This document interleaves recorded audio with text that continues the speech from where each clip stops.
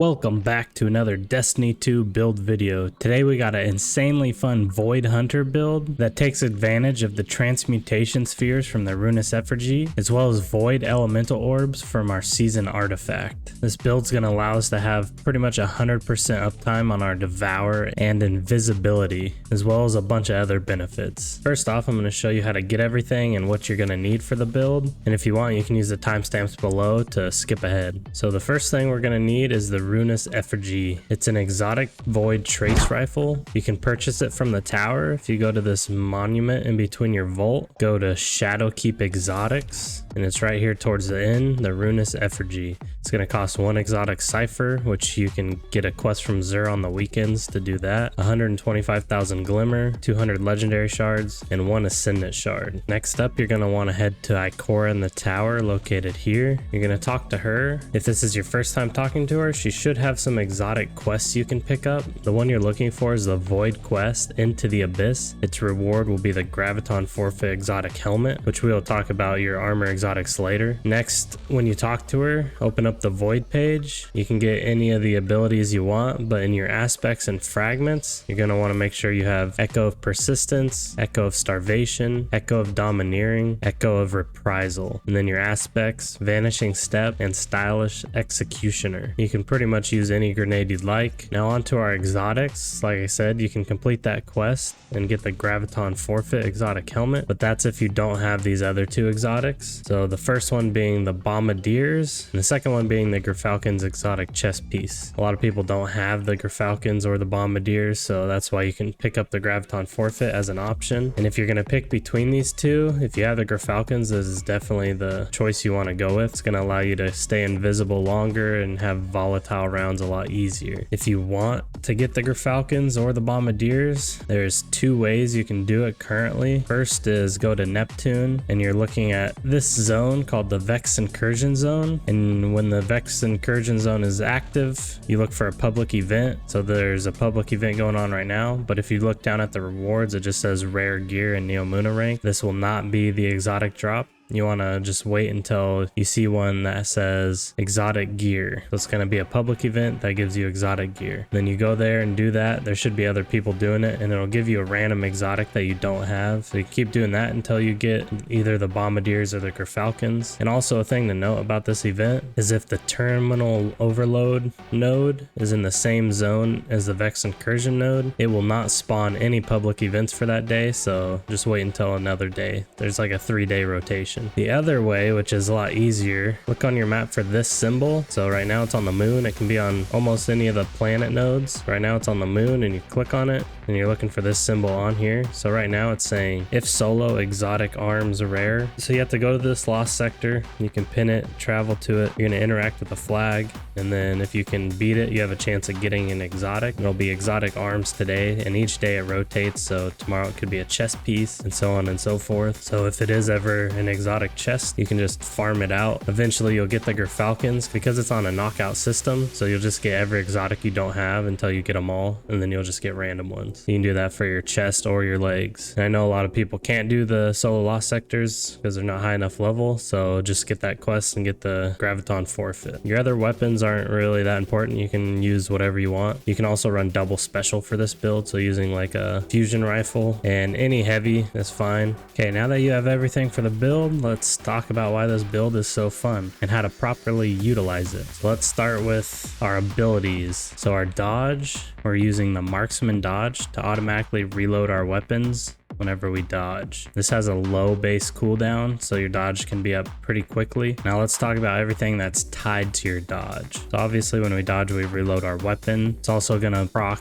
Vanishing Step aspect, which dodging makes you invisible, and that will proc our Gerfalcons, which are void weapons, gain volatile rounds after we emerge from being invisible. So we dodge, we turn invisible. If we shoot our void weapon and become invisible, it'll gain volatile rounds for a while, which is the main use for the Gerfalcons. And the volatile rounds will proc Stylus Executioner, so defeating a weakened, suppress, or volatile target grants us invisibility and true sight. And after we perform our Stylus Execution, our next melee attack while invisible weakens targets, which brings us to our first fragment, Echo of Persistence. our void buffs applied to us, invisibility, overshields, and devour, have increased duration. So this is going to allow our invisibility to have increased duration. Also, attached to our dodge, in your class item, you want powerful attraction, and we're using 2 of them to extend the radius. So whenever we dodge, it's going to collect all the nearby orbs of power, as well as utility kickstart, which is going to give us dodge energy back just for dodging. And if we have armor charges, it'll give us additional energy. And since it's on a low cooldown, this will allow you to be able to pretty much always have your dodge available, which you won't even need to use that often because you'll be proccing all the other things from Falcons and Stylus Executioner, and that'll just allow you to be invisible as well. And also, once we dodge and it's collecting the nearby orbs of power, that's going to instantly heal us. It's going to also reduce all our ability cooldowns. Next up on the abilities is your jump. You can utilize any jump you want. I prefer triple jump. And like I said in my other videos, if you use any of these other jumps in PvE, you're probably a psychopath. Our smoke bomb is just an easy way to weaken targets so we can have extra damage. Your grenade is entirely up to you. You can utilize something like a suppression grenade because it fits in well with the build, but I like using the vortex grenade. Just pulls enemies in and does a lot of damage over time. Now that we have the abilities out of the way, let's talk about the rest of our fragments. We're using Echo of Starvation, so whenever we pick up a Void Breach or an Orb of Power, we gain Devour, which Devour is going to fully heal us when we kill an enemy. It's going to grant us grenade energy, and it'll extend Devour. Plus we have the Echo of Persistence to make Devour last longer. Echo of Domineering, after suppressing a target, you gain greatly increased mobility for a short duration,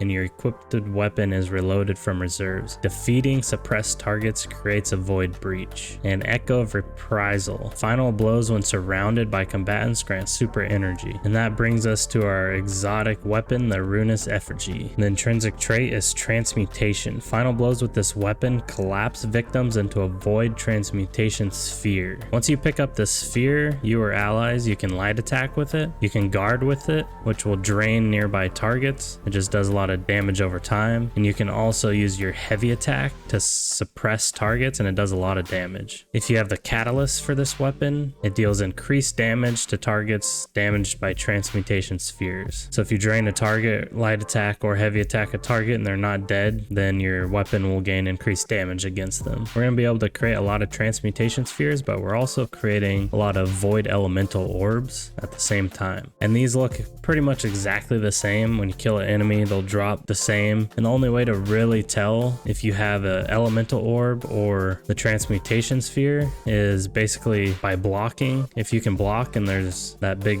circle around you, then you have the transmutation sphere. And if you can't block, then you have an elemental orb. And the elemental orb you can throw at targets and it's gonna explode and make all enemies it damage volatile. You're also gonna want the Void Strand Siphon combo if you're using a strand weapon. If not, you can just use the normal void one in your helmet. And if you are using a strand weapon, then you can use the Thanatic Tangled. In that fourth column, you can use Elemental Fury, which is going to let your elemental orbs and your abilities do more damage against stunned champions. And if you're not going against champions, use communal pickups. So whenever an ally picks up your void orb, it'll reset the timer down to 5 seconds, so you can get another void orb quicker. And then you want refreshing pickups. Whenever you pick up a tangled or elemental orb, it's going to grant you energy for your least powered ability. In that last column, we're using elemental munitions. Combat final blows with tangles or elemental orbs have a chance to drop special or heavy ammo. This is going to give you an insane amount of heavy and special ammo, so you can constantly have ammo for your Ruinous Effigy or any heavy you want. And also frenzied stacks. Collecting an orb of power causes you to gain 1 temporary armor charge. Those are important for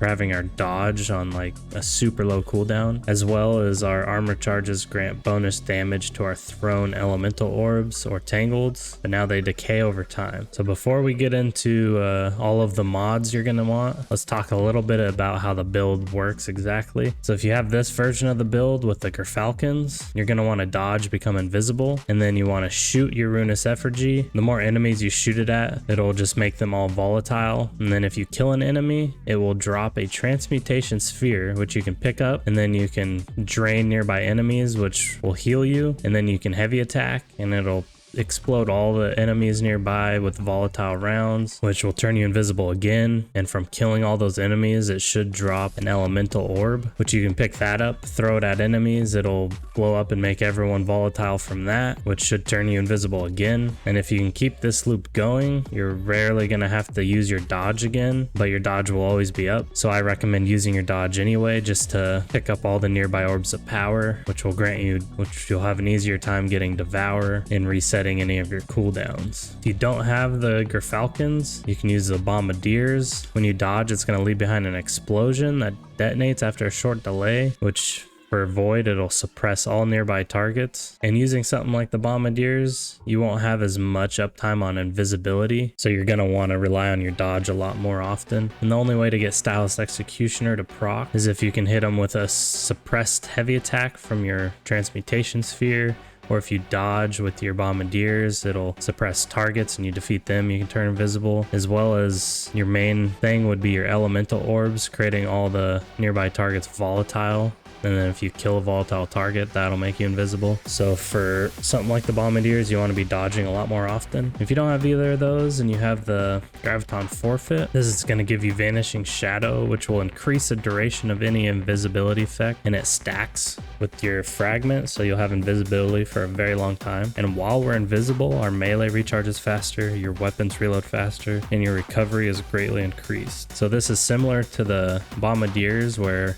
you're going to want to take advantage of your dodge a lot more often, and it's a lot harder to proc Stylus Executioner, but you can still do it. You're going to want to rely heavily on the Transmutation Spheres, as well as your Elemental Orbs. Let's talk about our stats and then our armor mods. So for stats, you probably want Resilience, unless you're doing easier content. And then you can prioritize mobility for most builds. If you're using the Gerfalcons, it's not as important to have your dodge up, so you can put it into discipline or intellect. We're going to be able to get our super pretty quickly because we should be surrounded by targets a lot using the Transmutation Spheres. But if you're using the Bombardiers or Graviton Forfeit, you definitely want mobility. Now for your helmet, you want that Void Strand Dual Siphon or just the Void Siphon to create orbs of power on multi-kills for Void weapons. So if you're using this correctly, you'll have an infinite amount of orbs to pick up, while as Dynamo reduces your super cooldown when using your class ability near targets. So when we dodge near targets, we'll get all those benefits, plus it'll reduce our super cooldown. In our arms, you should use Firepower, which is going to create more orbs of power from our grenade final blows. Bolstering Detonation grants class ability energy when we cause damage with our grenade, and Focusing Strike grants class ability energy when we cause damage